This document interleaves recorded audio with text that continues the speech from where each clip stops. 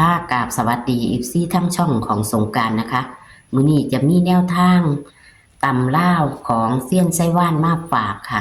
มื้อคืนก็บ่ผิดหวังนะคะ วันที่16กรกฎาคม69อีกสายวิ่งเพิ่นเข้าเทิง5เข้าเทิง6เข้า2ตัวเลยค่ะ5ก็ไป95 6ก็ไป63นะคะซ้ำบ่นำไปฮอดทางอุบลค่ะ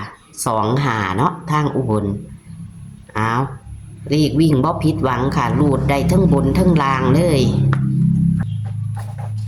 มื้อนี้วันที่17กรกฎาคม69ตำลาวจะเป็นตัวใด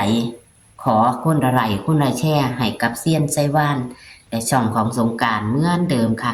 อ้าวมื้อนี้จะเป็นตัวใดเฮาไปรับชมรับฟังกันได้เลยค่ะ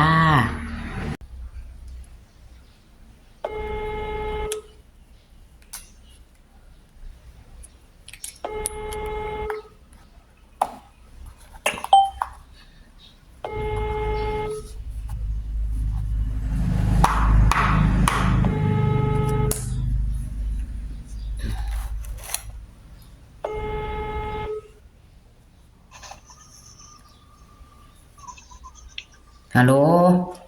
ยายหมานบ่ โอ้ยเนาะจังสั่นแล้วเอาตัวนี้มาพาข่อยลืมล้างเลขล้างอย่างเดียวซ้ำเลขล้างอย่างเดียวแหม่แน่นอนก่อนแนวอื่นเลย มาเห็น2 งวดแล้วก็บ่ไปเอาข่อยพันมาเอาแต่อันนี้เจ้าเพราะว่าเงินบ่หลายเห็นบ่14ก็บ่เอาอีกตั้งหาก15ซื้อบ่ได้14เพิ่นบ่ซื้อโอ้ยเอากะจุกจุดลัด แต่ว่ากับบ่ยอมแพ้ดอก ไม่คือเก่านั่นล่ะ แต่ว่าอันเลขอันตำลาวนั่นล่ะมาเอาตำลาวล่ะ แต่ว่าล่างอย่างเดียวคันได้ไว้ก็เอาในเด้อฮะนั่นล่ะเอาคือเก่าเอาไว้เอารถเอาเฮามาเอาตำลาวของเฮานี่ล่ะตำลาวเจ้ากับเลขวิ่งเจ้ากับเขาทั้งบุญทั้งลางเนาะให้5กับ6มาฮะจับครูบ่ถือเจ้าได้จับไว้บ่หั่นน่ะหืมนี่มันชื่อมันเรื่องของสามีมันนี่ยังบ่ซื้อคันแม่นเก่านี่แม่นกอดข้อกันมา9559นะแต่ว่าค่ะจ้าเอาลูกต้อง5กับ6คือเก่าเอาบ่ไปไสดอกว่าติ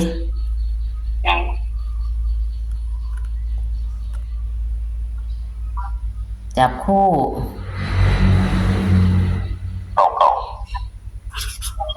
ตองมาก่อนเลยติ99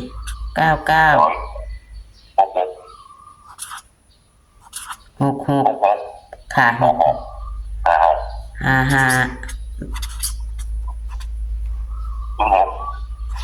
06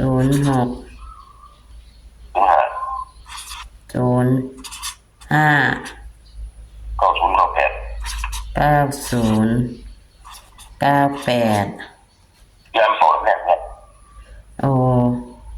มันก็บ่เพ้อได้ล่ะวะเป่านี่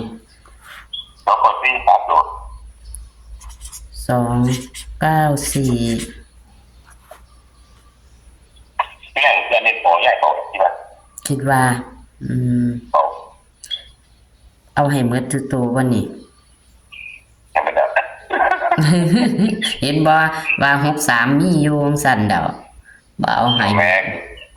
ปจับใจมันจะมันตีเรื่องแต่ว่าเลขวิ่งก็บ่ลุกเลขวิ่งก็สุดยอดอยู่มาทั้งบนทั้งล่าง มั่นใจนิ่นตัวใดค่ะ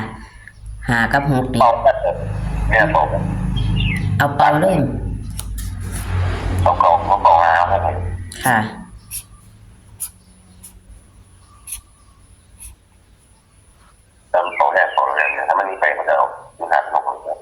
อืม เจ้าได้ยักบาทบ่ล่ะอีกไง สิ่งหาเสียแม่เปลี่ยน6 ปีหาปีขอเลย คือกันละหาหนึ่งพันซื้อหาหนึ่งหนึ่งหา1 4 4 1 พัน1 4บ่ซื้อเลยเจ็บบักคักละเซียน ทุ่ม ไม่ตอนไหนเนี่ยครับ ค่ะ เอาขอบคุณหลายๆค่ะ สวัสดี สวัสดีค่ะ เอาไม้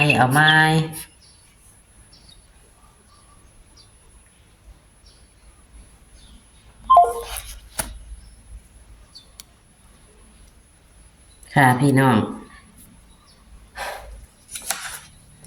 ของเซียนเพลินวันที่16เมื่อคืนนี้นะคะ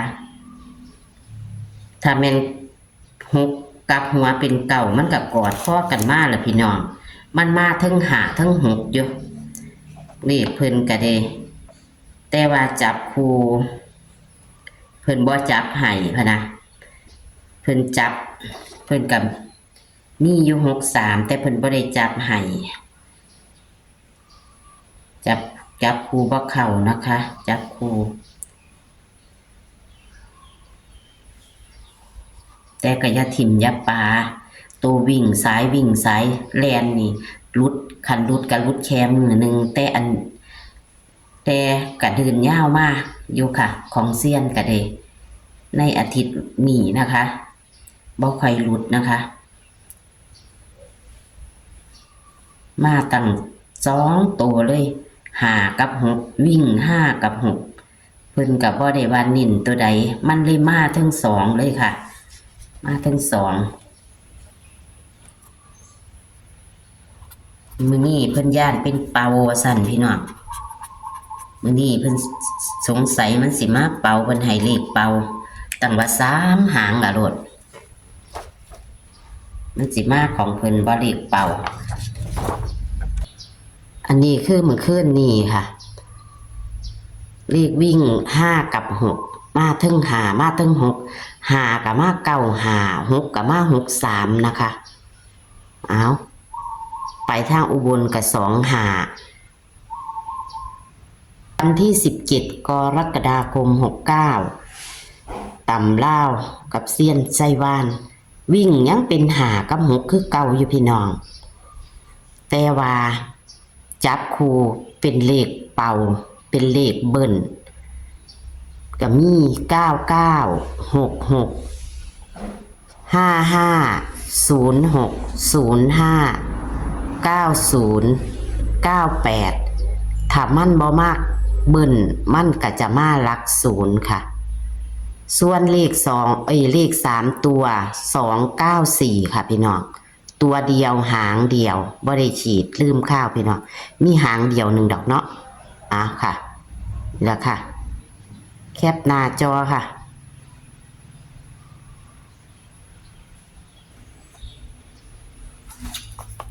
นี่คือแนวทางตำล่าววันที่17วันศุกร์สุดสัปดาห์นะคะของเซียนไซว่านค่ะเข้ามาตลอดนะคะเลขวิ่งเพิ่นบ่ค่อยเคยหลุดนะคะ ผู้ใดมีตัวดิบตัวดังก็เอาไปจับใส่ค่ะพี่น้องหรือว่าจะวิ่งลูดเอานะคะวิ่งลูดก็บ่ผิดหวังเข้า2ตัวเลยมื้อคืนนี้นะคะเอามื้อนี้ก็ฝากเป็นแนวทางตำลาวนะคะขนมลาวนะคะก็แต่ว่าอย่าลืมเลข3ตัวของเพิ่นหางเดียวให้ซื้อซับหน้าซับหลังเอาเด้อพี่น้องบางเทียนะมันจะมาตัดลิ้นเอาค่ะ294นี่มันจะเป็นมันตัวเดียวหนึ่งเฮาตัดมันก็บ่หลายหางดอกตัดก็3หางค่ะพี่น้องแต่ว่าส่วนมากมันก็จะมาตรงๆแล้ววะคลิปนี้ก็ขอให้โชคมันๆกับเซียนไส้ว่านวันที่17กรกฎาคม69ค่ะเป็นกำลังแรงใจโดยการกดไลค์กดแชร์ให้ในเด้อค่ะคลิปนี้ก็โชคมันๆค่ะสวัสดีค่ะ